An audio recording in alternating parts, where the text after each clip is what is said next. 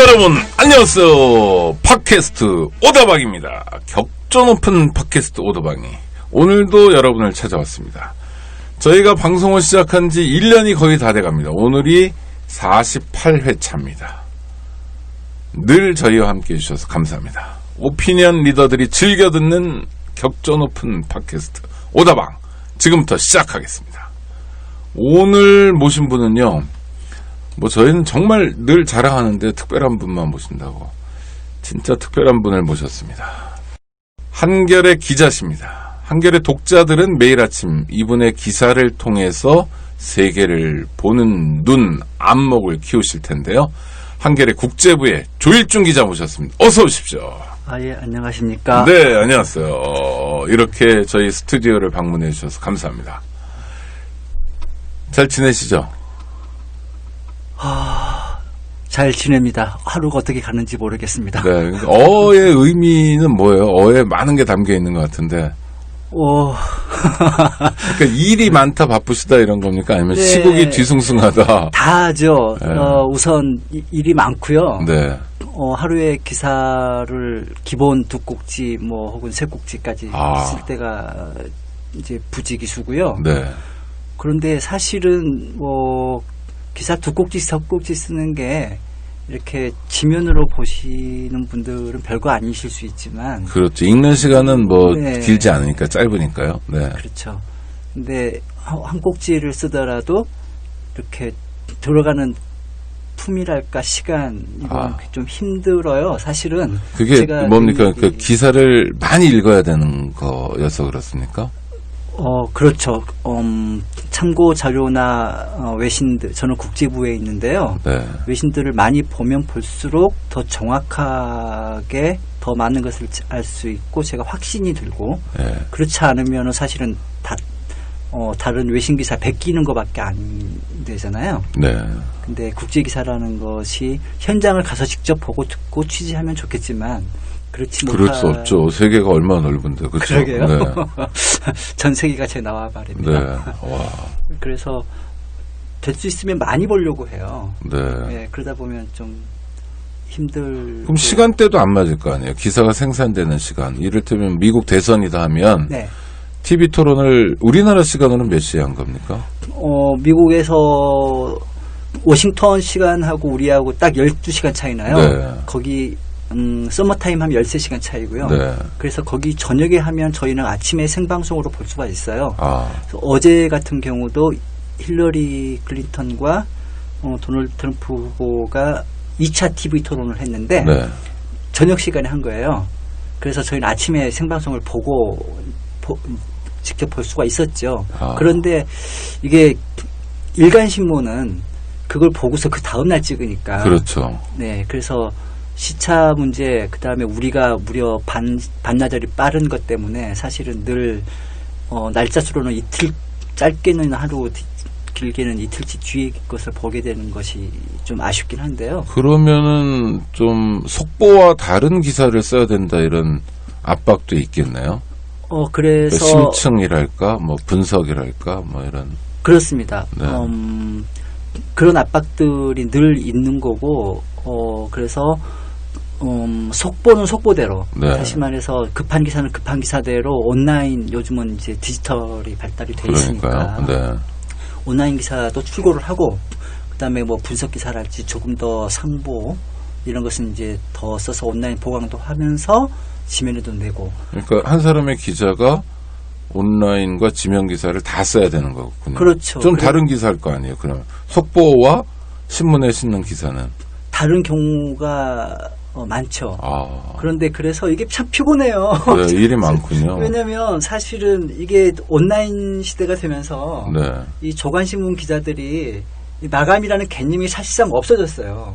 아, 보통은 저녁 때 마감해서 그렇죠. 밤에 인쇄해서 그렇죠. 아침 새벽에 가정에 배달을 해드리는데 지금은 네. 오전에도 기사를 아, 이를테면 좀 속보로 전달할 필요가 있는 뉴스랄지 네. 아니면은 아주 긴급을 요하진 않지만 좀 말랑말랑한 혹은 재미있는 기사들을 오전에 미리 좀 제공을 한달지. 왜냐하면은 신문 지면이라는 것은 사실은 굉장히 한정된 공간인데 온라인은 사실상 공간에 어떤 한계가 없으니까 네. 시간에도 한계가 없고 그래서 매체 수용자 입장에서는 참 다양한 정보를 접할 수 있겠지만 공급하는 입장에서는 굉장히 많이 힘들어졌죠. 출근도 퇴근도 따로 없는, 네. 출근 시간, 퇴근 시간도 정해져 있지 않은 그런 상황이겠네요. 근데 저는 이제 그냥 뭐 한겨레만이 아니라 여러 신문들 보거나 또 텔레비전 뉴스를 보면서도 그냥 독자, 수용자로서들 가지는 불만이랄까 좀 아쉬움은요. 네. 국제 관련 기사가 너무 적은 건 아닌가 이런 생각이 들어요. 그러니까 저희처럼 해외 여행할 기회도 없는 사람들은 언론이 세상을 보는 창 아닙니까? 이걸 통해서라도 좀 보고 싶은데 너무 적고 물론 이해는 좀 되는 게 한국의 뉴스가 워낙 많아가지고 와 오늘은 뭐 그 문화체육관광부인가요? 관료들이 뭐 쫓겨났다가 또 대통령이 아직도 이 사람이 여기 있어요 그래가지고 진짜로 쫓겨난 뉴스 이게 한겨레 일면이었죠. 지금 저희가 녹음하는 시간에 뉴스는 그랬습니다. 근데 이 사람 아직도 있습니까? 네네. 대통령이 뭐 정말 만기칠람하고 계시는데 그런 뉴스들이 너무너무 중요하니까 안 다룰 수는 없고 그래서 국내 다이나믹 코리아를 반영해서 국내 뉴스에 국제 뉴스가 좀 밀린 감도 있지만 또 하나는 언론사가 좀 적극적으로 세계를 보는 창을 열어주지 않는 건 아닌가 하는 불만도 있는데 국제 기자로서 국제부 기자로서는 어떻게 보통 판단하세요? 물론 일은 많이 늘어나면 사실은 저도 같은 불만을 가지고 있는데요. 국제부 기자들이 힘들어지는 것은 그 다음 문제고. 그렇죠. 힘들어진다면 사람이 뭐 기자가 힘들어지면 독자는 신날 수도 있습니다. 죄송한 얘기입니다만. 사실은 그런 것은 사실은 힘든 것을 아주 말끔하게 해소해주는 정말 즐겁게 힘드는 그런 거죠. 뭐 그런 것은 얼마든지 감수 혹은 감당할 어떤 그 준비가 되어 있다고 보고요. 그런데 또 아까 말씀하신 것처럼 저도 똑같이 불만 중에 하나가 국내 뉴스 미디어들이 다루는 국제 뉴스의 비중이 너무 낮다라는 것은 같은 불만을 가지고 있는데 제가 생각할 때는 한 두세 가지 이유가 있을 것 같습니다. 첫 번째는 방금 오창희 국장님께서 말씀하신 대로 국내 뉴스가 너무 많아요. 사실 우스갯소리로 그래서 한국 기자들은 굶어 죽을 일이 없을 겁니다. 절대로. 그렇죠. 우리 대통령이 생산하는 뉴스만 해도 와 백남기 선생 사망 사건 관련해서는 갑자기 우리가 무슨 그 누구지 백선한가요?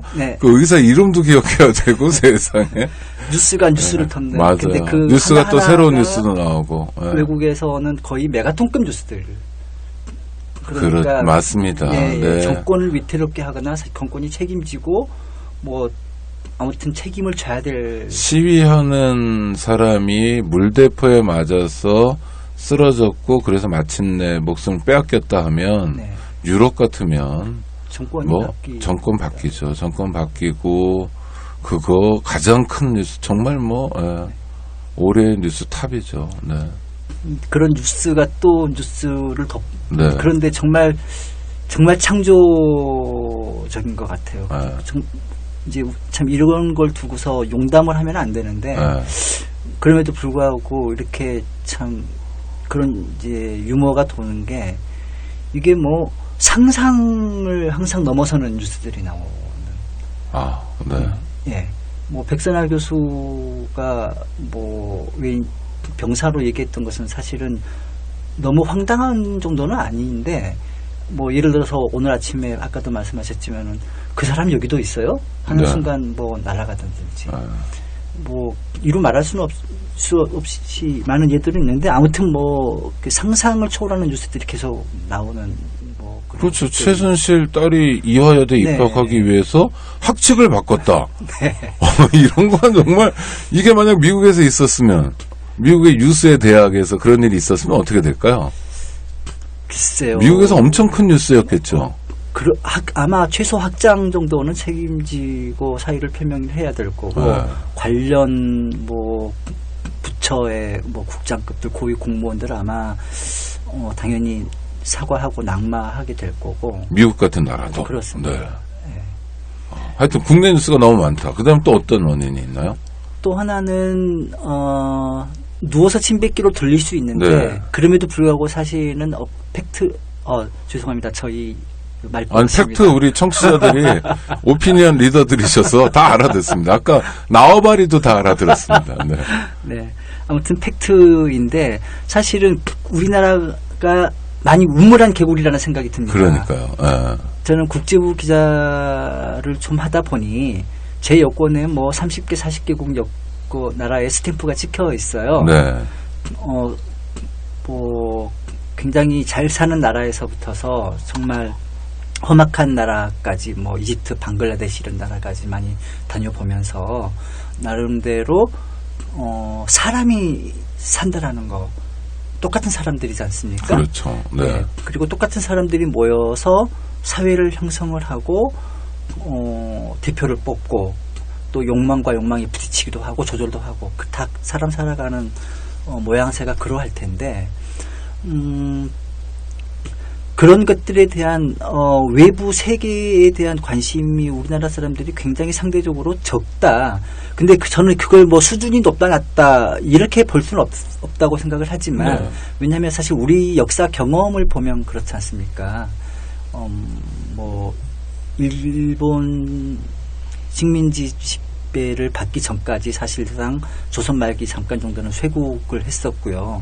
그리고 굳이 뭐 외부로 뻗쳐나갈 일이 없이 반도라고 하지만 사실상 중국이 있었기 때문에 사실상 섬나라. 네, 그렇죠. 지금도 그렇고 지금 지금 더 심한 섬나라고. 네. 그렇습니다. 네.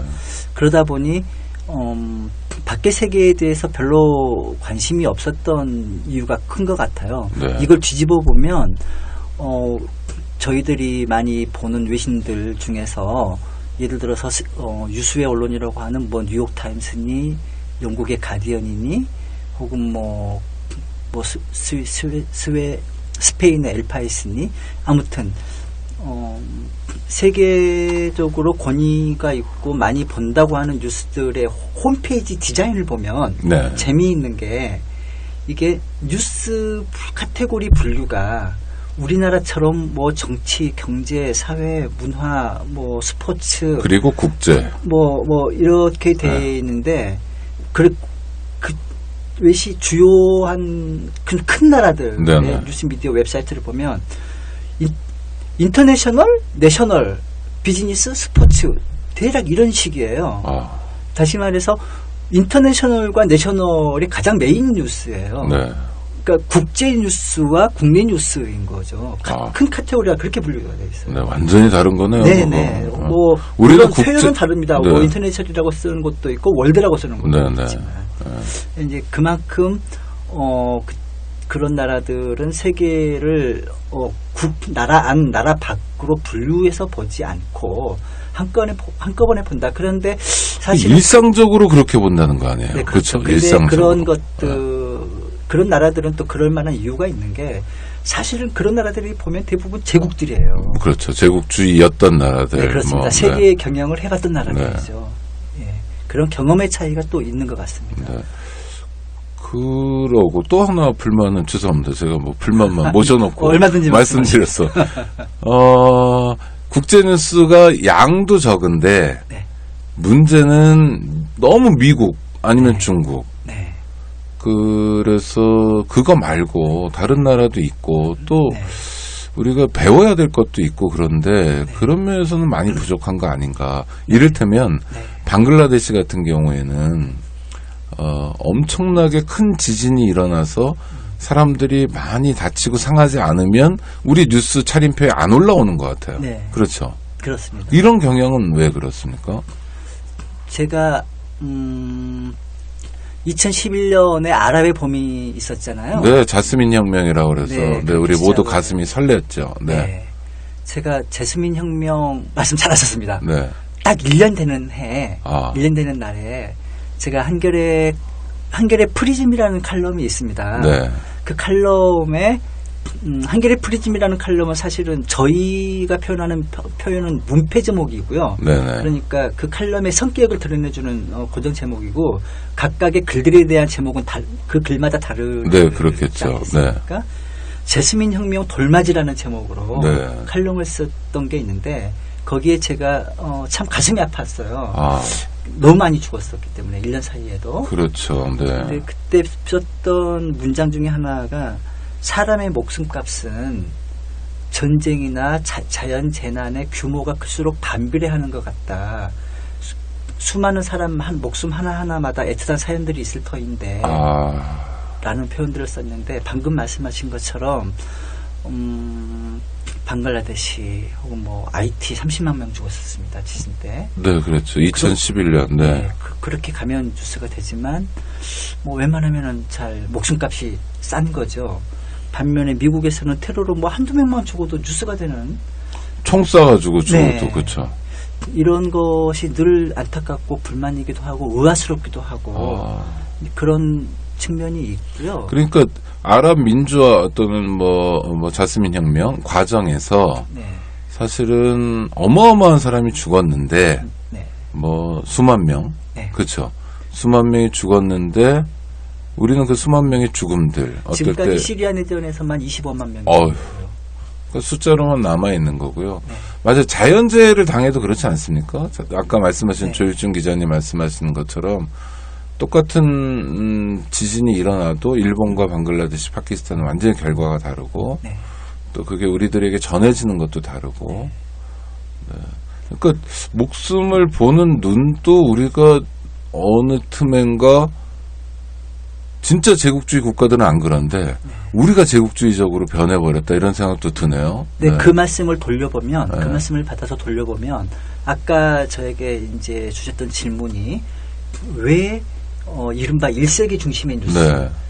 뉴스에 생산되는 양도 그렇고 시각도 그렇고 그건 뼈아픈 지적이고 정말 국제부 기자로서 너무 부끄럽고 늘 염두에 두고 있는 것이고 뼈아픈 지적인데 네.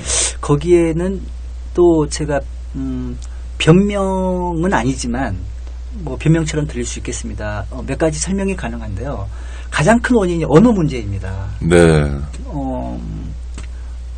기자들이 여러 나라 언어를 말까지는 아니더라도 읽어야죠. 문자로 독해를 네. 할 수 있으면 참 좋은데 그렇죠. 한국 기자들 중에 뭐 아랍어를 읽고 뭐 이런 거 좀 안 되죠. 알자지라 이런 네, 거. 그렇습니다. 알자지라는 영어가 있습니다만. 그래서 네. 압도적인 언어가 영어거든요. 네. 그러니까 영어로 서비스하는 매체를 볼 수밖에 없어요. 네. 물론 알자지라 영어 서비스 합니다. 네. 그리고 남미에도 영어 서비스하는 매체들이 있고요. 네. 이집트에도 있고요. 그래서 저는 개인적으로는 다른 기자들도 그렇게 하리라고 믿습니다만은 개인적으로는 예를 들어서 최근에 브라질에서 탄핵 사태가 있었어요. 네, 그렇죠. 탄핵 사태가 네, 있었어요. 또 콜롬비아에서 52년에 걸친 내전을 종식하는 평화협정. 평화협정이 있었습니다. 네, 국민 투표에서 부결됐죠. 그렇습니다. 네. 그럼 보고 싶은 거예요. 네. 왜 그런지 네. 궁금한 거죠. 네. 그런데 그 나라 언론을 스페인어를 혹은 포르투갈어를 제가 몰라요. 네. 그러면 영어로 서비스하는 매체를 찾습니다. 네네. 찾아서 그 매체가 도대체 어떤 성격인지도 먼저 파악을 해야 되겠죠. 그렇죠. 뭐 구구신문일 수도 네, 있고. 그럴 수도 있습니다. 그래서 그 정도가 아니라면 심한 편향성이 아니라면 참고를 하죠. 그러면 정말 영어로 서비스하는 매체에서 보지 못했던 그게 뉴욕타임스든 AP통신이든 IFP 통신이든 그러니까 통신사들이든 아니면 뭐 정규 매체들이든 그런 어떤 주류 언론에서 제공하지 못하는 현지 언론만이 알 수 있는 팩트와 네. 내밀한 분위기와 속살들을 알 수가 있거든요. 네. 예, 그런 식으로 해서 애를 이제 제공을 최대한 팩트에 가깝고 그쪽 시각에 더 가까운 혹은 좀 더 다양한 시각의 뉴스들을 제공하려고 개인적으로는 애를 쓰는 편입니다만 네. 그렇게 할 수 있는 소스가 사실상 아주 많지가 않고 시간적인 제약은 사실은 제 개인적인 핑계이기도 하지만 일정 정도는 사실이기도 하고. 네, 네. 아니 그래도 그렇게 생각해 주시고 노력해 주시는 게 저희는 뭐 늘 감사한데 그냥 뵌 김에 떡 본 김에 제사 지낸다고요.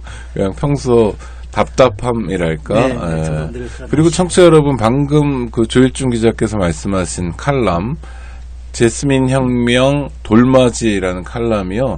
그 뭐 포털에서 검색하면 언제든지 읽으실 수 있습니다. 그래서 한번 읽어보시죠. 이게 또 2012년에 쓴 칼럼이어서 뭐랄까 대선을 앞둔 상황 뭐 그거하고도 맞물려져 있는데요.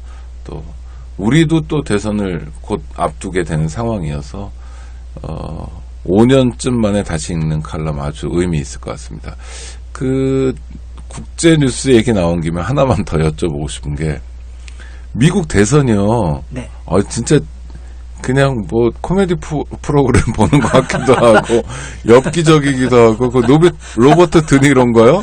동영상 투표 참여 동영상. 네. 뭐 저는 사실은 그 동영상은 보지를 못했습니다만 네. 너무 회자가 돼서 알고 있습니다. 네네. 아니 그게 뭐 별거 아니고요. 그냥 뭐 번역하면 의역하면 트럼프 저 새끼 아구창을 돌려버리겠다 뭐 이런 네, 참 네. 페이스에 가격을 하고 싶다. 네네. 이건 아주 그냥 뭐 그 속어 쓰면서 이런 건데요. 그 많은 사람들이 예측하는 것처럼 그냥 힐러리 클린턴의 승리로 끝나게 되는 거죠. 다른 변수는 없는 거죠. 사실은 지금은 그럴 것 같습니다. 네. 정말 제 입으로 옮기기도 민망하지만 네. 정말 저작거리에서도 쓰기가 참 민망한. 네. 보통 사람들은 트럼프가 하는 얘기 그런 얘기 안 합니다. 어디서도. 예, 그렇잖아요. 자기 딸에 대해서 뭐 얘기하는 네. 전 못 봤거든요. 네. 네, 저는 그걸 녹음 파일을 다 들었고 네.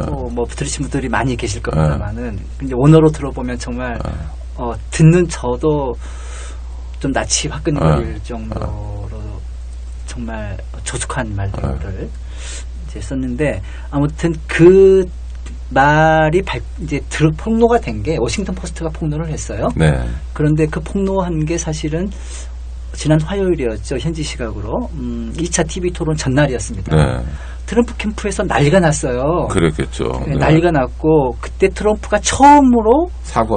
어폴라자이즈라는 단어를 웬만하면 안 썼을 네. 텐데 그만큼 다급한 걸 반영한 것일 테라고 보는데 그 이후로 많이 벌어지는 것 같아요. 네. 지지율 격차가 사실은 그 전까지 물론 클린턴이 계속해서 1차 TV 토론이 정확히 기억은 나지 않습니다만 한 2, 3주 전에 있었죠. 네. 그런데 그때 이후로 한 달 가까이 됐던 것 같습니다. 9월 16일로 기억을 합니다. 네. 그때 이후로 클린턴이 3%에서 5% 정도 앞서기 시작했어요.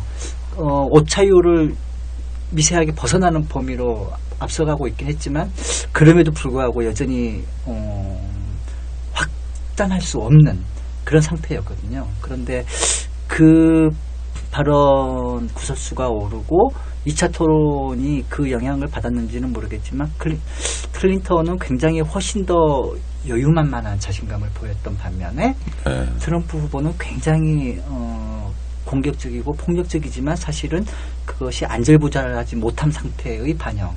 그러면서 지지율 격차가 10%포인트 이상까지 벌어지고 있는 상황. 그 다 아는 얘기일 수 있는데 그 트럼프라는 사람 굉장히 이례적인 사람이고 그리고 미국 대통령 선거 역사상 가장 독특한 후보로 네. 역사에 기록될 텐데 하다 보니까 훅 간다고요. 이 사람 어떻게 공화당 후보까지 왔죠? 그러니까 몇 가지 포인트만 짧게 한번 정리를 해보면 뭘까요? 글쎄 미국 유권자 욕망의 투영인가요? 뭔가요? 그 방금 말씀하신 게 굉장히 사실은 본질적인 것 같습니다. 네. 그런데 거기에 뭐라고 할까 시너지 효과라고나 할까요? 트럼프 개인이 가지는 매력이 있었어요. 네. 저도 사실은 맞아요. 트럼프가요. 그 대선 후보 되고 어쩌고 하기 전에 네. 트럼프 책들이 한국에서도 꽤 번역됐었어요. 그렇습니다. 자서전 비스무리한 거. 네. 나처럼 하면 돈 번다. 이런 류의 책들. 그렇죠? 네. 네. 세속적인 욕망을 굉장히 정직하게 자극하는 사람이에요. 힐러리 클린턴과 비교되는 상대적으로 비교되는 가장 큰 경쟁력이 솔직함이었어요. 네. 그 솔직함이 때로는 저열함이고 조속함이지만 그런 것들도 대부분의 사람들이 가지고 있는 욕망인 것이고 솔직히 부자 되고 네, 싶다. 네. 네. 그런 그 솔직함들 자기가 가지고 있는 어떤 저열한 욕망에서부터서 사실은 뭐 대통령을 나도 한번 해보겠다라는 뭐 여러 가지 욕망까지 혹은 뭐 예를 들어서 방송으로 적절한지는 모르겠지만은 아유 저 여자 좀 한번 뭐 관심 있다 더 이상은 말을 하기 힘듭니다만은 네. 그럼요. 하지 마셔야죠. 큰일 납니다. 네. 뭐 이런 정말 세속적인 욕망들에 대해서 너무 솔직함들 네. 거기에는 특히 이민자 문제 그리고 정말 역설적입니다만은 미국도 양극화가 심하고 가난한 사람들은 더 힘들어지는데 참 묘하게도 그 사람들이 나처럼 하면 잘 살 수 있어 라거나 뭐 나는 세금을 다 감세를 할 거야 그리고 뭐 경기를 띄울 거야 예를 들어서 뭐 그런 솔직한 욕망들의 사람들이 굉장히 많이 호용을 했다고 생각을 해요. 네. 그리고 미국 공화당 내에서 사실은 약간 변칙 플레이를 한 건데요.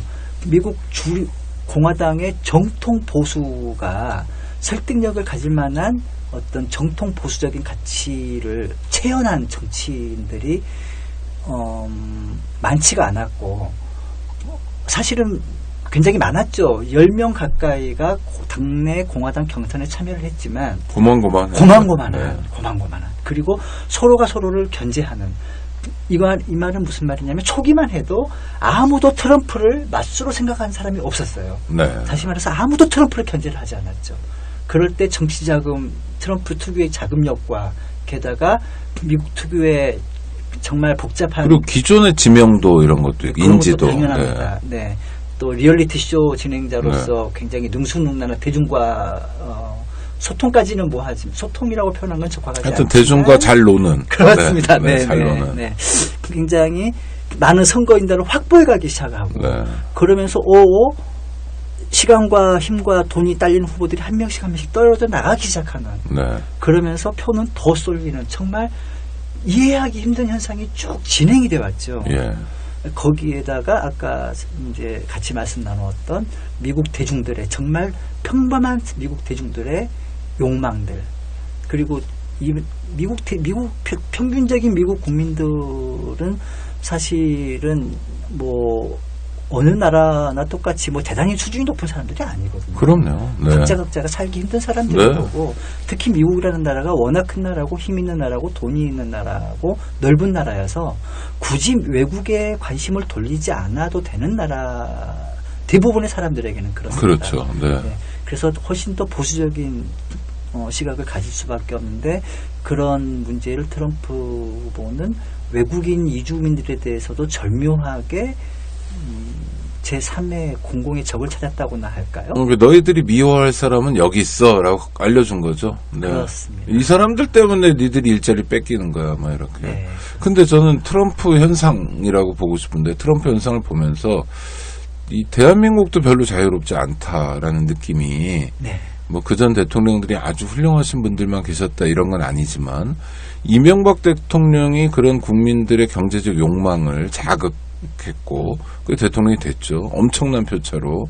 그다음에 박근혜 대통령은 남들은 다 독재자의 딸이라고 조롱하는데도 하여튼 이렇게 됐어요. 그러니까 이런 노골적인 욕망 있잖아요. 천박한. 아니 욕망을 가지지 말라는 게 아니라 가지는데 욕망도 앞뒤가 있는 거고 그렇지 않습니까? 우리 공동체에서 지켜야 될 가치도 있고 인간으로서의 품격이란 것도 있는데 이런 게 선거 과정에서 막 그냥 증발해버리는 현상이 뭐 국회의원 선거에서도 그냥 지역 이기주의를 자극하는 공약들만 난무하고요. 다 다리 세워준다 그러고 길 닦아준다 그러고 그게 문제가 있다고 얘기하면서도 전혀 변화되지 않는 상황. 그러니까 미국까지 저러면 우리의 앞날은 더 어두운 거 아니냐 이런 생각도 드는데 괜한 우려인가요? 저도 비슷한 생각을 하고 있습니다만 어쩌면 사실은 상반된 입장일 수도 있을지도 모르겠다는 생각이 들어요. 다시 말해서 미국에서 나름대로 의식 있는 시민들, 평균적 시민의식을 가지고 있는 시민들, 또 한국을 보면서 반면교사로 삼지 않을까. 저희가 미국을 보는 것과 마찬가지로. 네. 혹은 뭐 유럽의 다른 어떤 나라들 국민들도 한국을 보면서 뭐 저러면 안 될 텐데. 네. 뭐 저도 비슷한 생각을 갖고 있습니다.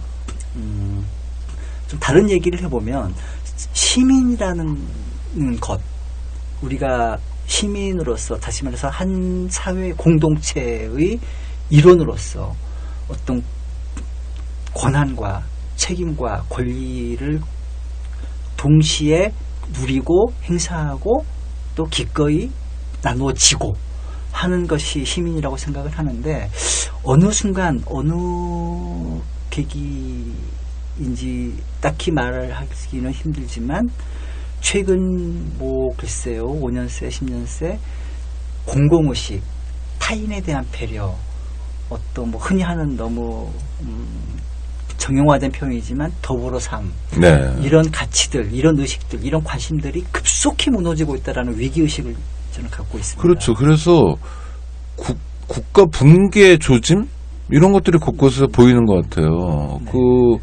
그 박근혜 정권만의 문제는 아닌데, 하여튼 박근혜 정권의 문제가 뭐 그냥 지들끼리 잘 처먹는 수준, 미르 재단 직원들 평균 임금이 와 세상에 우리도 그런 재단 하고 싶다라는 생각이 들 정도로 말도 안 되는, 그렇잖아요. 갑자기 하늘에서 뚝 떨어졌는데 네. 이런 그 탐욕도 문제지만 이런 탐욕이 무능으로 이어지는 것 같아요. 그래서 경주 지진 때 우리가 깜짝 놀라고, 네. 세월호 참사 때는 정말 끔찍하고 이런 것처럼 기본적인 국가 역할도 작동하지 않는 네. 그런 이걸 뭐라고 그래야 되나요? 이걸 무정부라고 그래야 되나요? 뭐라고 그래야 되나? 이런 상황까지 지금 떨어져 버린 거 아닌가. 그래서 비극적이다. 네, 같은 생각을 하고 있고요. 네. 제가 사실은 이따가 그런 얘기를 나눌 기회가 다시 있을지도 모르겠는데, 제가 미국 워싱턴에서 1년 정도 연수를 한 적이 있습니다. 네, 네. 제가 최근에 책을 하나 썼는데요. 네. 그 책도 그 연수할 때의 경험도 상당 부분 계기가 됐었고요. 네. 지구 정반대편에 떨어져 있잖아요. 그렇죠. 네, 네. 12시간 차이 네, 나는. 정확히 반대입니다. 딱 12시간. 떨어져 있으면서 저도 모르게 한국을 생각하고, 혹은 페이스북이나 혹은 SNS 미디어 혹은 뉴스에서 보면서 저도 모르게 제 입에서, 물론 제 생각에서 나오는 말이지만 네네. 저 나라라는 말이 먼저 나옵니다. 네, 그만큼 지리적으로 떨어져 있고 관심에서도 떨어져 있고, 네. 뭐랄까 조금 객관적으로 보인다고나 할까. 네. 기자들이 대부분 남을 꼼꼼하게 들여다볼 수 있는 직업이고 그런 권리와 책임이 있는 거죠. 네네. 근데 저 멀리 땅에서는, 저 멀리 반대편에 있는 땅이 나무가 촘촘히 보이진 않는데 대신 숲이 딱 보이는 거예요. 네네. 그러면서 어떤 직관 같은 것이 오히려 들기 시작하는데, 딱 머리에 떠오르는 생각이, 저도 깜짝 놀랐는데요. 네. 정글, 만인에 대한 만인의 투쟁, 네. 이런 단어가 팍 떠올랐어요. 한국이요. 네. 한국을 보면서. 그 당시가 지금 현재 대통령이시죠. 박근혜 대통령이 선거를, 대선이 언제였죠? 2012년이요. 2012년 네. 겨울이었죠. 네. 12월이었죠. 제가 2012년 여름학기부터 그 이듬해 여름학기까지 대선 국면. 있었으니까. 그러니까 네. 조금 남들과는 달리. 네. 좀 객관적으로 볼 수 있는. 그러다가 또 통진당 해체, 어쨌든 간에 정당인데, 네. 돌아올 즈음에는 그런 일도 있었고요. 네. 그거 하나하나가 빅이슈죠. 네. 네. 그런데 보면 좀 슬픈 느낌이 들었어요. 나하고는 이제 상관이 없는 일 같은데, 내가 태어나서 자랐던 나라지만 내가 현재 그 공간에 있지 않으니 네. 객관화돼서 본다는 느낌은 드는데, 참 팍팍하게 사는구나. 저 나라 사람들 안 됐다. 이런. 안녕하세요. 오창익입니다. 인권연대는 정부나 기업의 지원을 사양하고 오로지 시민의 참여로만 운영하는 100% 순도의 민간 인권단체입니다. 1999년 창립 이래 한눈 팔지 않고 오로지 인권운동에만 매진해 왔습니다. 인권연대 회원으로 참여해 주세요. 인권연대 회원이 늘어나면 그만큼 인권연대 활동도 풍부해지고 활발해집니다. 인권연대 회원 가입은 인권연대 홈페이지를 참고해 주세요. 감사합니다. 아니 근데 사실 오늘 조일중 기자님 모신 게 방금 예. 잠깐 말씀해 주신 것처럼 너무너무 반가운 일이 있어서 모셨어요. 그러니까 청취자 여러분 들으신 것처럼 국제부 기자로 사는 게 출근 시간, 퇴근 시간도 따로 없고 계속 모니터해야 되고 자료 봐야 되고 그래서 국제뉴스를 정말 쏟아내야 되는데 하루에 2-3꼭지 기사를 쓴다는 게 그게 사람이 할 일인지 모르겠습니다만 그 와중에요. 진짜 멋지고 좋고 중요한 책을 내셨습니다. 용비 어천거를 흘릴 것 같은데 조금 제가 그래도 말씀을 드려야 되는 게, 자, 대한민국에서 지금 인문사회과학 서적을 낸다는 거는요, 한마디로 얘기하면 바보 같은 일입니다. 출판시장이 완전히 얼어붙었고, 장사가 안 되고 책도 안 팔립니다. 사람들이 책도 읽지 않고요. 그리고 대학에 계신 선생님들이 책을 좀 쓰셔야 되는데 이분들은 한국연구재단의 평가 시스템이나 이런 거로 볼 때 단행본 책을 내는 게 오히려 손해고 그렇습니다. 그런데 한겨레 우리 조일중 기자께서 책을 내주셨는데 이게 한 450쪽 되는 아주 두툼한 책이고요. 특히 이 책을 냈다는 게 중요한 게 아니라 책의 내용인데요. 저는 이렇게 인간의 삶, 인간의 역사를 전체적으로 하나 이렇게 통찰하는 책들이 한국에서는 좀 부족하다. 예를 들어서 얼마나 좋은 책인지 모르겠지만 총균세 같은 책 있지 않습니까? 그래서 이 균, 쇠 이걸 통해서 이제 인간을 한번 들여다보고 그래서 그 발상도 좋고 또 자료에 대한 천착도 좋고 그래서 한국에서도 번역서지만 굉장히 많이 팔렸는데 이 하나의 프리즘을 통해서 인간 전체를 조망해보는 책입니다. 그 프리즘은 뭐냐면 이주입니다. 이주. 그러니까 인간의 역사, 그 다음에 지금 현실을 인간들이 옮겨 다니는 걸 통해서 봤습니다. 제목 알려드리겠습니다. 호모 미그란스. 이주하는 인간, 쉼표 호모 미그란스. 부제는요. 인류의 이주 역사와 국제 이주의 흐름입니다. 야, 이거 진짜 본격 인문 교양서가 나왔고요. 이런 거를 현직 기자가 썼다는 게 안 믿겨집니다. 그래서 처음에는 저는 이 책이 나왔다는 그 보도를 보고 조일중 기자가 20살 그만두셨나 보다 이런 생각을 했어요. 근데 아직도 현직 기자세요. 하여튼 여쭤보고 싶습니다. 이주를 프리즘으로 인간을 봐야 되겠다는 생각은 어떻게 하시게 된 거예요? 이주민이세요? 모든 인간이 이주자고 이주자의 우선이죠. 그렇죠. 아니야.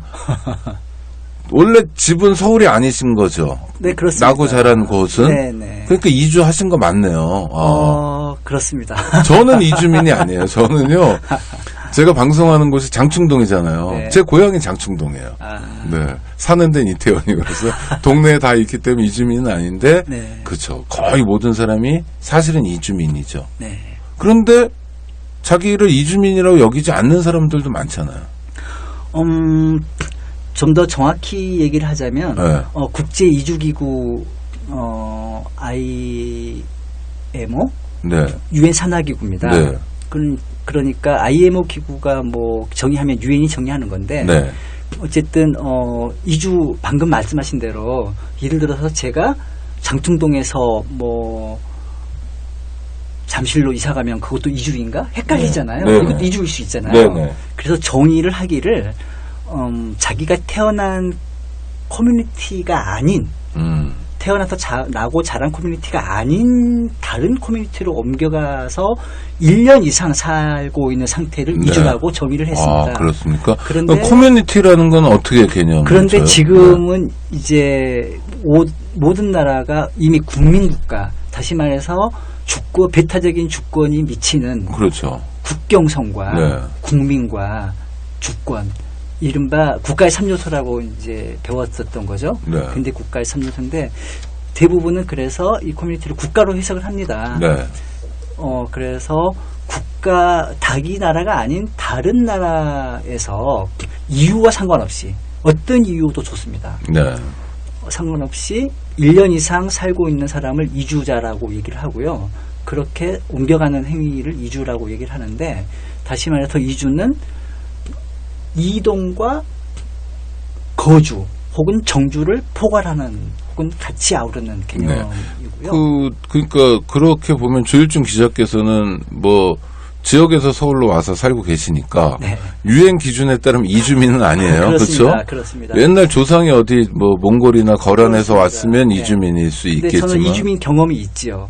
아까 말씀하셨던 미국 가서 1년 동안? 1년 있었을 때 저는 네. 미국에 거주를 해서 살았고 네네. 1년을 살았었거든요. 네네. 거기서 저의 법적 지위는 이주민인 거죠. 네네네. 네. 하여튼 그러니까 왜 이주민에 관심을 갖게 되셨어요?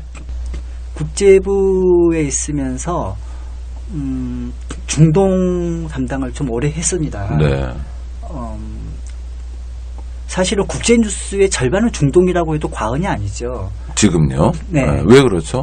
첫 번째 석유가 많이 나옵니다. 네. 석유, 가스. 다시 네. 말해서 세계 천연자원, 세계 화석연료이긴 하지만 에너지 자원이 가장 많이 몰려있는 지역이죠. 네. 그래서 미국, 예를 들어 어떤 정도냐면 미국이 대외 안보 정책을 펼 때 우선순위를 정하지 않겠습니까? 그렇죠. 중요도 순위에 뭐 따라서. 동북아시아니 네. 뭐니 유럽이니 네. 네.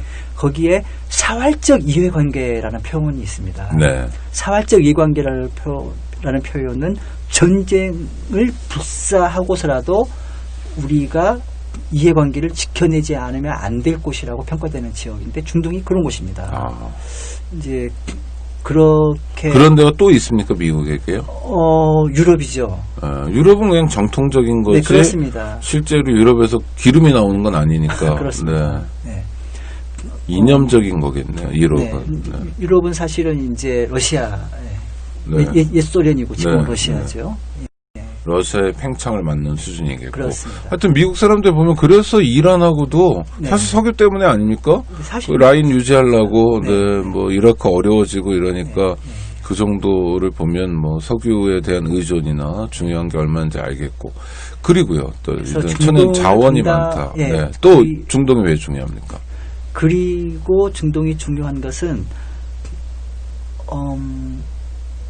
중동이 지리적 특성이 네. 유럽과 인도, 중국을 잇는 그 해로도 그렇고 네. 아라비아 반도 밑이 해로죠. 그 육로로도 그렇고 네. 문화적으로도 네, 그렇고. 문화적으로도 그렇고 지정학적으로도 그렇고 네.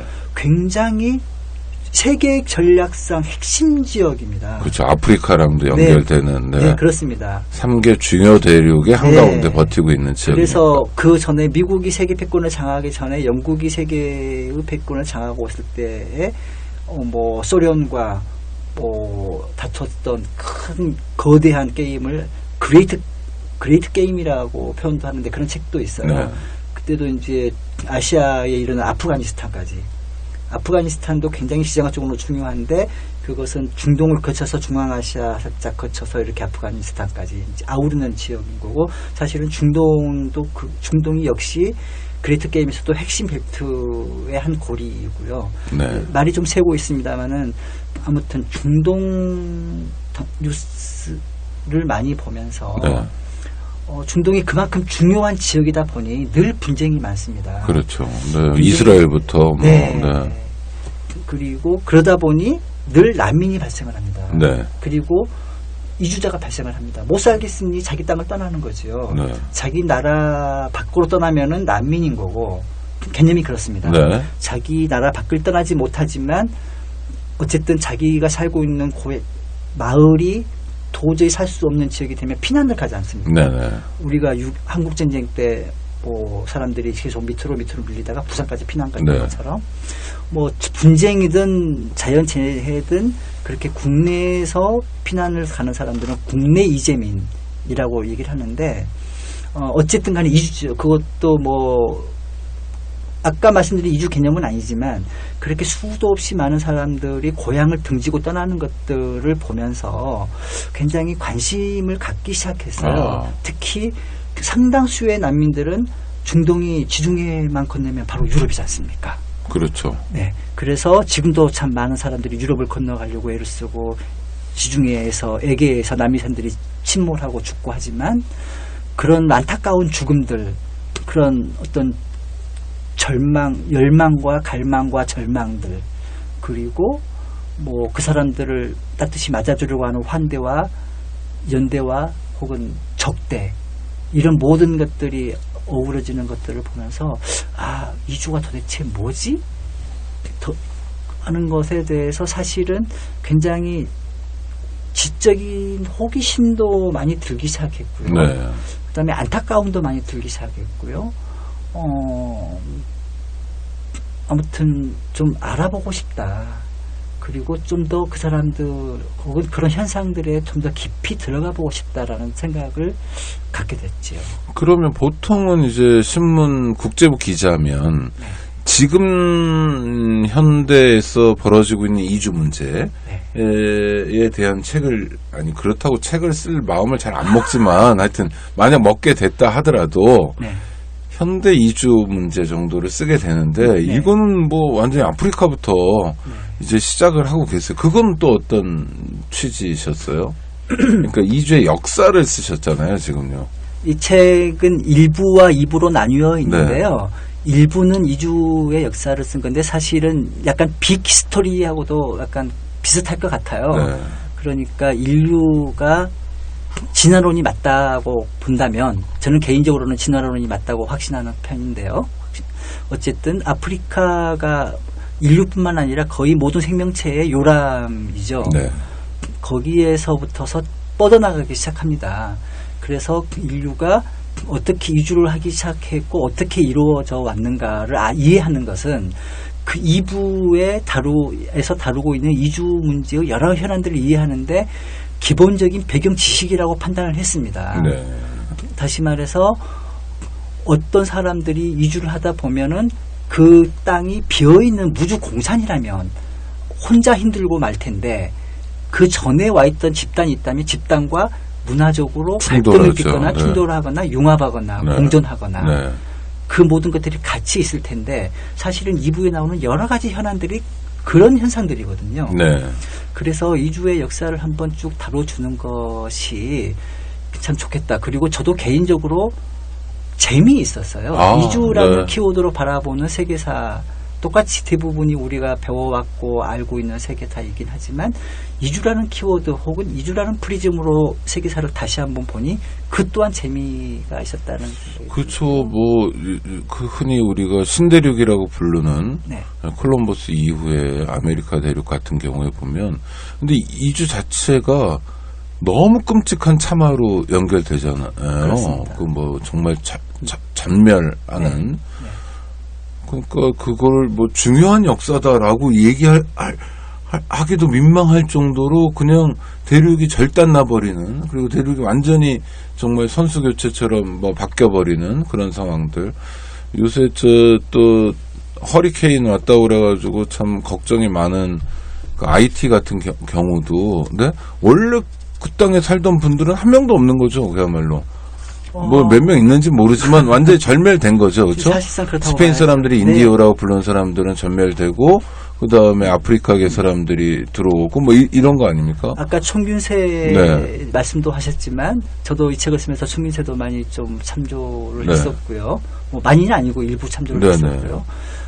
스페인 사람들이 1492년에 첫 발을 내딛는데, 거기 사실은 이제 산살바도르라는 카리브의 섬이죠. 네네. 예, 거기서부터서 남미 먼저 쭉 퍼졌고, 그러다가 나중에 뒤늦게 영국이랄지 독일이랄지 이쪽 사람들이 이제 북미까지 올라가기 시작했는데, 네. 왜냐하면 사실은 남미는 이미 스페인이 장악하고 있었기 때문에 그랬던 거거든요. 그렇죠. 예, 네. 북미는 비어 있었고요. 어쨌든 그때 점령한 이후로 불과 뭐 한 200년 사이에 원주민들, 인디오들의 95%가 목숨을 잃었다고 하죠. 그러니까요. 예. 네. 그게 반드시 학살만은 아니고요. 물론요, 전염병도 있고, 네. 네. 그래서 총균세는 참 대단한 책이었던 것 같습니다. 아니, 그러니까. 그, 이주가 미친 영향은 정말 어마어마한 것 같아요. 아메리카의 경우를 보더라도. 뭐, 오스트레일리아, 뭐, 뉴질랜드 마찬가지인 것 같고. 그런데 이주라는 눈을 통해서 우리의 역사를 살펴보거나 하는 거는 진짜 거의 처음 책인 것 같아요. 역사를 전공하셨나요? 아니요. 아니네요. 경제학과를 졸업했네요. 와. 네, 저도 누가 제게 경제학과 나왔다고 제가 물어봐서 말하면 저도 깜짝 놀라고 듣는 사람도 깜짝 놀랍니다. 네. 그렇죠. 뭐, 잘 모릅니다. 우리 젊은 분들에게 격려가 되는 말씀입니다. 학교에서 뭘 전공했다는 건 별로 중요하지 않은데.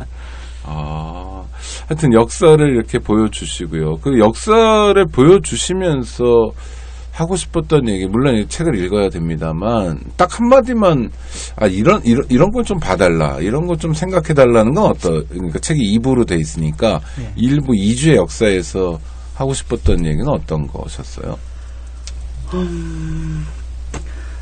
제가 들어가며, 책 앞머리에, 네네. 들어가며를 쓰는데 상당한 공을 좀 들였어요. 네네. 혹은 좀 공이 들어갔습니다. 네. 사실상 제가 하고 싶었던 마음, 그러니까요. 아주 네, 제가 좋은 방금, 문장들입니다. 네. 하고 싶었던 말이라고 표현하지 않고 하고 싶었던 마음이라는 표현을 썼는데 네.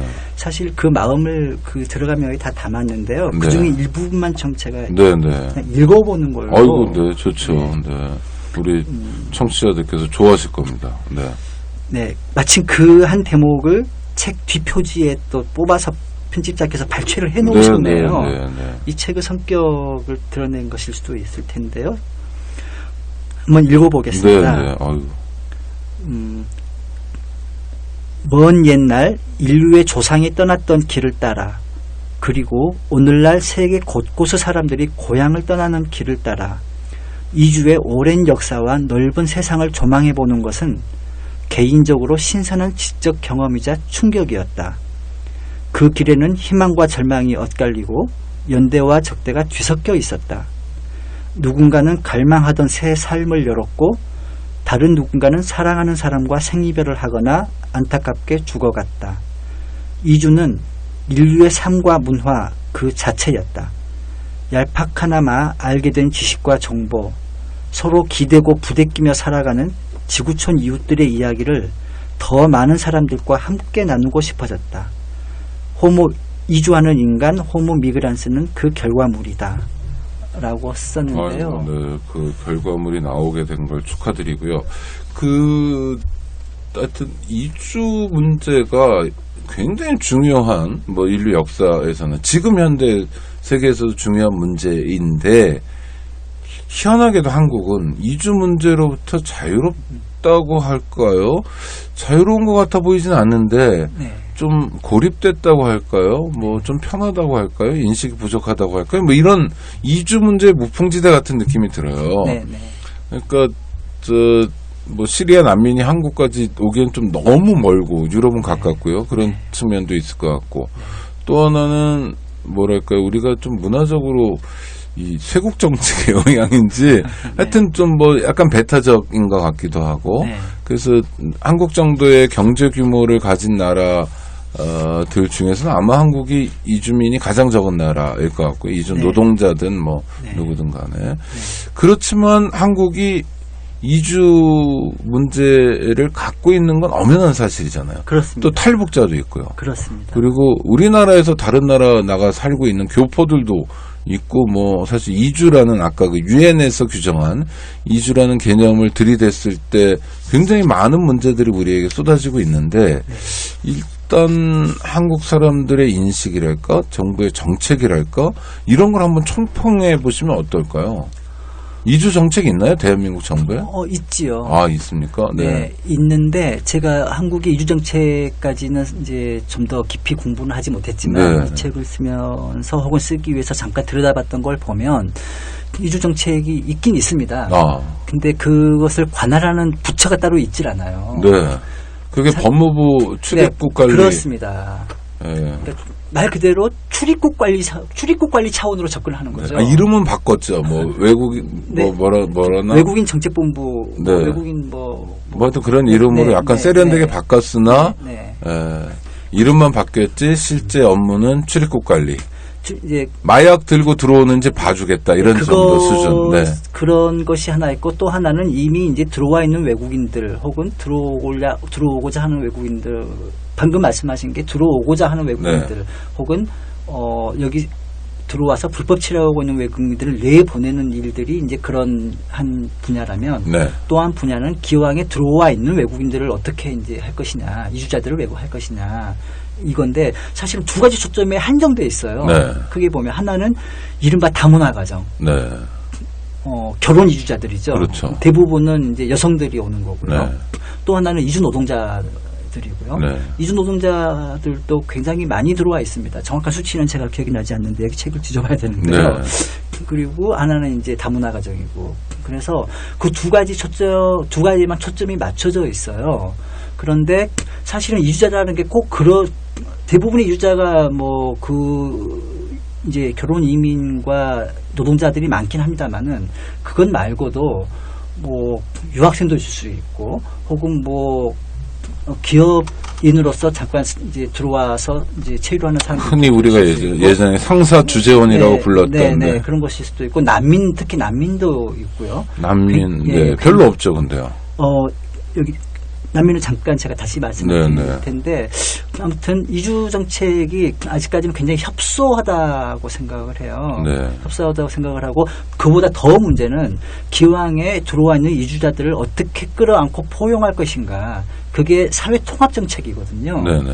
근데 사회 통합에 대해서는 우리가 경험이 너무 일천하고 철학도 혹은 고민도 그렇게 깊지 않은 것 같고 그래서 사실상 거의 없다고 봐도 무방하지 않을까.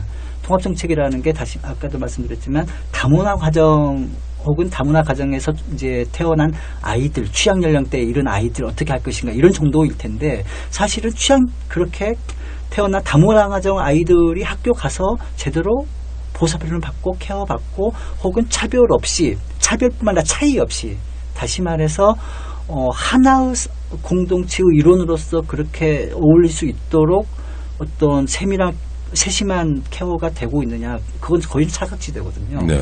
이주자 통합 정책이 거의 전무하다는 것이 사실 다문화 정책이 많은 경우 네. 낙인이 되는 경우도 있는 것 같아요. 네, 역설적으로 다문화요? 다문화 네. 따로 모여. 네. 따로 모여서 선생님이 너는 한국 잘 모르잖아. 엄마가 네. 필리핀에서 왔으니까 네. 이러면서 가르쳐 줄게. 우리 장고춤 한번 출까 이러면서 희한한 식의 접근들 있잖아요. 네.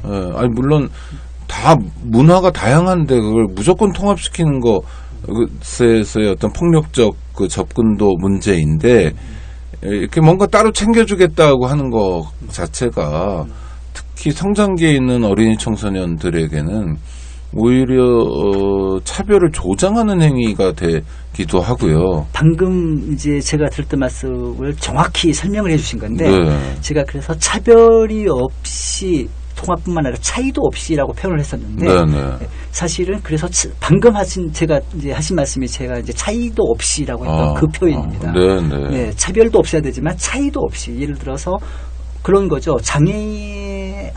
이제 장애우들 장애가 장애인, 있는 네, 우는 안 쓴답니다. 네. 그렇군요. 네. 장애가 있는 학생들을 학교에서 통합교육하는 것의 중요성들을 이제 우리가 얘기를 하고 있지 않습니까? 그렇죠. 따로 격리해서 네, 그렇지 특수교육이 아니라. 그렇죠, 그렇죠. 네. 똑같은 이치라고 생각을 합니다. 네, 네. 그리고 난민들 많이 늘고 있어요. 특히 여기 표가 있는데 네. 우리나라에서도 난민들이 2009년부터서 급속도로 늘고 있는데 대부분은 시리아 난민들이에요. 네. 시리아 난민들이 2011년 아랍의 봄이 있었던 네, 거죠. 네, 네. 그때 시리아 난민이 처음으로 3명이 신청을 합니다. 네, 네. 그 정도 아닙니까? 네, 신청하다가 즉 2012년에 146명, 2013년 295명, 14년 204명, 작년 404명에서 벌써 1000명이 넘어 있습니다. 시리아 난민이 1000명이 넘게 난민 신청을 하고 있고요. 네. 난민 신청이라는 것은 유엔이 정한 난민 지위를 인정해달라. 그러면 우리나라의 난민으로서 그 난민을 신청했다는 거는 네. 그분들이 이미 한국에 오셨다는 거죠. 이미 왔죠. 그렇죠. 와서 난민 신청을 네. 하는 거죠. 그렇죠. 오기 전에 신청하는 건 아니잖아요. 오기 전에 신청할 수가 없죠. 그러니까요. 네. 그러니까 이미 시리아 내전이라고 해야 되겠죠. 내전을 네. 통해서 정말 이역만리 한국까지 온 시리아 분들이 1000단위는 훌쩍 넘는다. 네, 벌써 1000명이 넘었죠. 1052명. 그 난민 신청은 그렇고요. 네. 받아주는 거는 좀 받아줍니까? 지금까지 3명 인정했죠. 1000명이 넘는데 3명이요? 네, 2014년에 2명 인정하고 작년에 1명 인정했습니다. 대한민국은 유엔 회원국인데. 유엔 회원국이고 국제 난민협약 가입국이죠. 네. 가끔 뭐 그런데 뭐 이사도 하고 막 그랬는데요, 우리가. 그렇죠? 네. 어. 그런데 이걸 사실은 한국을 도덕적으로는 비난할 수 있는데 네. 법적으로 비난하기는 또 모호한 구석도 있는 게 또 이게 딜레마입니다. 그건 무슨 말씀이신가요? 지금 국제법이 규정하는 난민 지위를 인정해주는 조건이 네. 5가지밖에 없어요. 네. 조금 더 말씀을 드릴 수 있는 네, 시간이 그럼요. 네. 앞부분에 잠깐 그 부분을 언급을 했는데 유엔 국제 난민 협약이 채택된 게 1951년인가 그렇습니다. 네. 1951년인가 2년인가요? 네, 하여튼 뭐 그건 네. 그게 사실은 유럽에서 2차 세계대전이 끝난 직후인데요. 그렇죠. 네.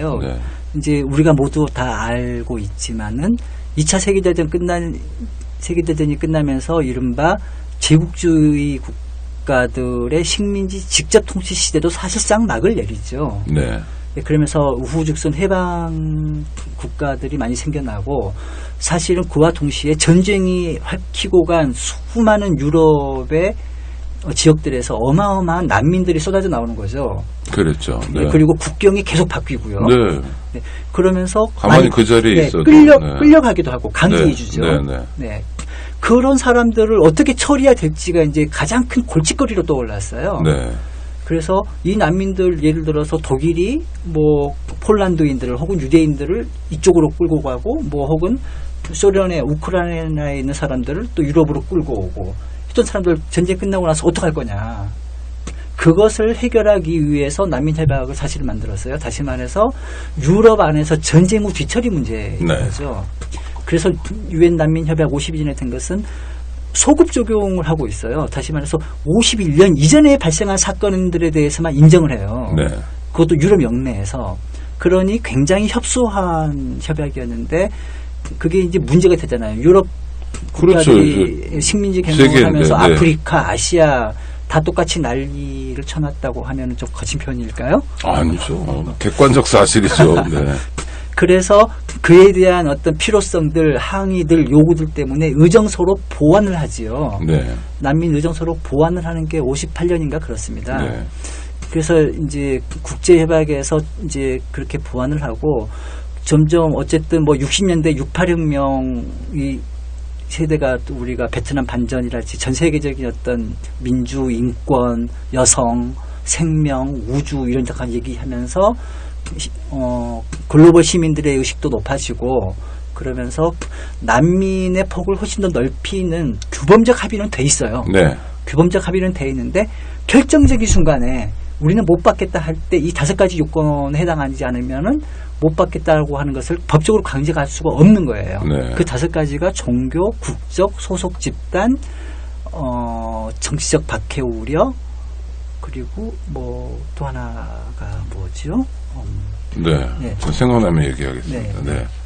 그런 것을 우리나라는 지나치게 엄격하게 적용을 합니다. 네. 그런데 사실은 난민을 받아들인다는 것은 그야말로 인도주의적인 차원이기도 하거니와 경제적인 차원도 같이 있는데 우리나라가 가지고 있는 경제력 혹은 국제사회에서의 지위나 위상 이런 걸로 미루어 보았을 때 상대적으로 굉장히 아주 인색한 나라 중에 하나죠. 그러니까 제가 그 미얀마라고 부르기도 하고 네. 저희는 뭐 버마라고 많이 부르는 네. 거기서도 난민 지위를 인정받기 위한 신청을 하면 네. 다 불어대요. 네. 네. 그러면 어떻게 하냐면 법무부에서 하죠, 그건. 그래서 법정에 들고 가서 네. 재판을 통해서 인정받습니다. 네.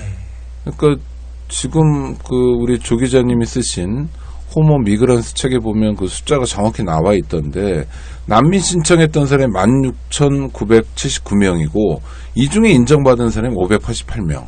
이 588명도 전부 처음에 행정부에서 해준 게 아니라 네.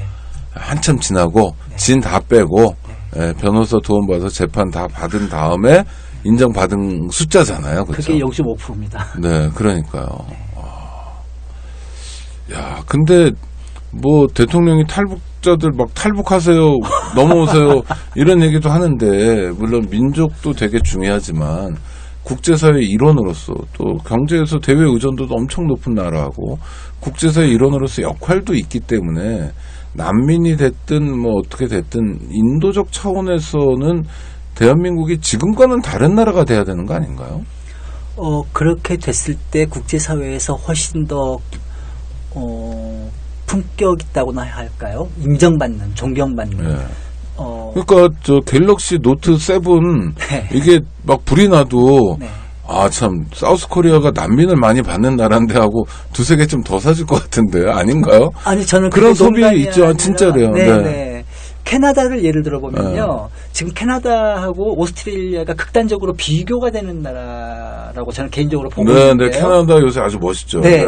총리도 사실은 멋있고. 캐나다 지금 트리도 총리 정말 훈남인데요. 그 전에 이제 하퍼 총리인가요? 네. 이제 극우 보수에 가까운 정권이었죠. 지금 사실 트리도 총리도 사실은 좌파 정권도 아니에요. 그렇죠. 자유당입니다. 네. 근데 멋있어요. 정통 보수인데 네. 보수 진보 이게 중요한 게 아니고 네. 어떤 사람이 어떤 마음으로 사람으로 대하느냐. 네. 그런데 그 점에서 정말 트리도 총리가 너무 멋있어 보여요. 그러니까 잘 배웠어요. 네, 누구한테 네. 배웠나. 네. 이주민 팍팍 받아들입니다. 그러니까. 네. 성소수자, 뭐 네. 여성, 뭐 네. 내가 좋아하고 또 그러니까요. 보면 멋지잖아요. 네. 그러면서 사람들 국제사회 일원이 저도 마찬가지입니다만은 캐나다라는 나라가 달리 보이는 겁니다. 그렇죠. 반면에 오스트레일리아 네. 최근에 뭐 아시겠지만 유럽이 사실은 난민 때문에 많이 힘들긴 해요. 골치 아파요. 사실은. 그 인정하죠. 네, 네. 고생이다 이건 네, 뭐. 고생인 거죠. 네. 그런데 정치적으로도 힘들고 네. 오스트레일리아 총리가 난민 정책에 우리의 모범을 따라라라고 얘기를 했어요. 네. 무슨 얘기인가 들여다봤더니 우리는 이렇게 막고 있다예요. 네. 오스트레일리아 정말 그 인종차별주의 혹은 백호주의 유명하긴 합니다만은 난민에 대해서도 정말 악명이 높거든요. 적어도 오스트레일리아 좋은 점 많고 여러 가지 자랑할 거리 많은 나라이겠지만 적어도 이주나 난민의 관점에서 볼 때는 정말 참 악독하다고 얘기해도 좋을 정도로 네. 후진국이죠. 그래서 캐나다 물건과 오스트레일리아 물건, 호주 물건이 동시에 있으면 캐나다 물건을 사게 되죠. 그럴 것 사실은 네, 그렇죠. 그런 측면이 있습니다. 아까 말씀하셨던 난민 지위 협정 그 조약 51년이네요. 뭐 네. 한 끗 차이니까 51년인가 52년인가 중요하지 않은 것 같고요. 그 다음에 하여튼 지금 시간 때문에 더 말씀은 못 드리겠는데 하여튼간에 가장 중요한 방법은 이 책을 구해서 읽으시고요. 청소년들도 읽을 수 있습니다. 학교 같은 데서 신청도 하시면 좋겠고 또 좋은 거는 진짜 이게 본격 인문 교양서입니다. 그래서 각 주들이 쭉 달려 있는데 참고하셨던 서적이나 이런 것도 나와 있고 그래서 정말 공부에 도움이 될 것 같고요. 안목을 넓혀주는데 도움이 될 것 같아요. 그러니까 교양이라는 게 단순히 안목만 넓혀주는 게 아니라 이주 문제는 역사적으로 고찰해보고 다른 나라가 어떻게 고통받고 있고 많은 사람들이 어떻게 떠돌아다니고 있고 이런 문제도 중요하지만 이게 곧 우리의 문제라는 거, 그렇죠? 탈북자 문제, 또 우리가 내보내고 있는 이주민의 문제, 우리한테 들어오는 사람들 문제, 이런 데서 우리가 어떤 선택을 해야 되는가에 대한 굉장히 중요한 지침을 알려준다는 점에서 재미도 있고요. 재미, 정보, 교양 함께 읽어보시기 바랍니다. 강력하게 추천해드리고요. 조 기자님 얘기 몇 마디 안 했는데요. 네. 한 시간이 훅 넘어가 버리죠. 이게 참 문제입니다. 이게 방송을 하다 보면 못한 얘기도 너무 많고 그런데 그래도 마무리는 해야죠. 예, 들으시는 분들도 생각하세요. 하여튼 전 독자로서 늘 그 국제부 기자로서의 활약에 감사드리고요. 또 돈도 안 되는 이런 책을 돈이 안 된다는 건 책이 좋지 않다는 게 아닌 건 알고 계시죠. 그러니까 우리 청취자들 다 아실 텐데 요새 출판 여건이 굉장히 안 좋은 상황에서도 이렇게 책을 내주신 것도 감사하고요. 저희 방송에 나와주신 것도 감사하고. 자, 2주란 키워드로 우리 청취자들 한테 좀 마지막으로 한 말씀 해주신다면 어떤 말씀이 있을까요? 글쎄요. 거창한 거 잘 모르겠고요. 네. 주변에 이주자들 보게 될 기회가 그렇죠. 많으실 식당 겁니다. 같은 데 가도 중국 동포들도 그렇습니다. 계시고. 네. 남산에 바람새도로 가도 있고요. 그렇죠. 시장에 가도 있고요. 그냥 똑같은 사람이고요. 특히 우리나라 국적 혹은 시민권을 얻으신 분들은 우리나라 사람들이에요. 이주자 출신이라는 발음도 이상한데, 네. 하여튼 따뜻하게 대해줬으면 좋겠어요. 네. 자귀하지 말고 네. 자연스럽게, 다시 말해서 그분들의 일이 다르지 않다. 그냥 우리다. 네. 우리가 예를 그렇죠. 한국 사람 중에 키 큰 사람도 있고 키 작은 사람도 있고 그렇습니다. 남자도 있고 여자도 있고. 네. 그렇게 편견을 깨는 게 굉장히 중요한데, 네. 이 편견은 예를 들어서 저절로 깨지는 건 절대 아니라고 그렇죠. 생각해요. 맞아요. 네. 의식적으로 자기가 관심을 가지고 또 필요하다면 네. 미디어든 책이든 이제 좀 정보도 좀 알았으면 좋겠고, 네. 지식 정보를 알았으면 좋겠고, 어쨌든 편견을 깨기 위한 의도적인 노력이 동시에 어떤 인간적인 혹은 인도주의적인 관심과 병행이 되었으면 정말 좋겠다. 네, 이런 맞습니다. 말씀을 드립니다. 편견은 그냥 깨지지 않는다. 아프리카에는 우리가 아는 사람이 2명 있는데 한 사람 타잔이고 또 한 사람 제인이고 둘 다 백인이고, 이거를 반복해서 우리가 학습을 해왔기 때문에 장구한 세월 동안 어렸을 때부터요. 그러니까 우리 내부의 인식도 사실은 말로는 우리가 안 그렇게 얘기하지만 엘리베이터에서 흑인과 함께 탔을 때 움찔하는 스스로를 보면서 편견임이 분명하다고 인정하고 인식하고, 그리고 그 편견은 그냥 깨지는 게 아니라 어쩌면 그만큼의 노력, 30년 동안 인종주의를 쌓아왔다면 30년의 버금가는 노력을 통해서라도 깨야 될 것이다. 그러니까 그러기에 참 좋은 책을 만났습니다. 반갑고요. 마지막으로 한 번만 더 말씀드릴게요. 호모 미그란스, 조일준 지음, 출판사는 푸른 역사입니다. 꼭 사서 보시고요. 또 우리 청취자들과 함께 이 책의 내용에 대해서도 얘기할 기회가 있었으면 좋겠습니다. 시간 내주셔서 감사하고요. 네. 불러주셔서 제가 아니요, 감사합니다. 저희 진짜 출연해 주셔서 감사합니다. 청취자 여러분들하고 인사 나누시죠. 청취자 여러분 고맙습니다. 네, 고맙습니다. 네, 고맙습니다. 다음 주에 뵙겠습니다. 안녕하세요. 장발장은행의 대표를 맡고 있는 홍세화입니다. 200만원, 300만원 벌금을 내지 못해 감옥에 갇히는 분이 매년 4만 명이 넘습니다. 장발장은행은 이분들에게 무이자 무담보로 대출을 해주고 있습니다. 장발장은행을 후원해 주시기 바랍니다. 실로 모든 게 엉망으로 치닫는 듯한 세상입니다마는 스스로 아름다워지는 데에 경연쩍어 하지 않기를 바랍니다. 고맙습니다.